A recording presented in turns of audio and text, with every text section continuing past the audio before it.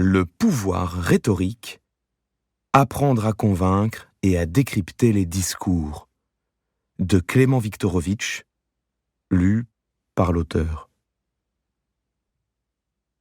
La rhétorique a mauvaise réputation.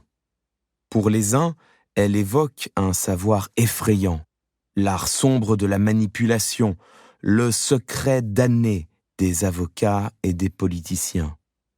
Pour d'autres, elle serait au contraire une discipline vieillotte, l'étude obsessionnelle des figures de style, le plaisir coupable des libraires et des professeurs de français. Accusée d'être à la fois toute puissante et insignifiante, dangereuse et poussiéreuse, la rhétorique a fini par faire consensus contre elle. Et pourtant, au-delà des fantasmes et des préjugés, il est temps de considérer la rhétorique pour ce qu'elle est, l'art de présenter notre pensée de la manière la plus pertinente possible afin d'en faciliter l'acceptation par nos auditeurs et nos interlocuteurs. Ainsi définie, la rhétorique est partout, dans les réunions professionnelles comme dans les dîners de famille, dans les spots publicitaires comme dans les bavardages amicaux, dans les entretiens d'embauche comme dans les rendez-vous galants. Pas un jour ne passe sans que nous l'utilisions ou la subissions. Convaincre notre compagne ou notre compagnon de nous accompagner à un dîner ennuyeux, c'est de la rhétorique. Convaincre notre patron de nous accorder une augmentation, c'est de la rhétorique.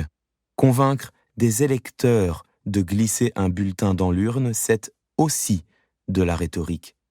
La rhétorique, c'est tout simplement l'art de convaincre. Le mot « art » n'est pas employé ici de manière métaphorique.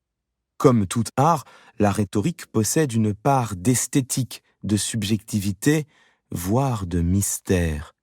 Mais, comme tout art, elle s'adosse également à une technique.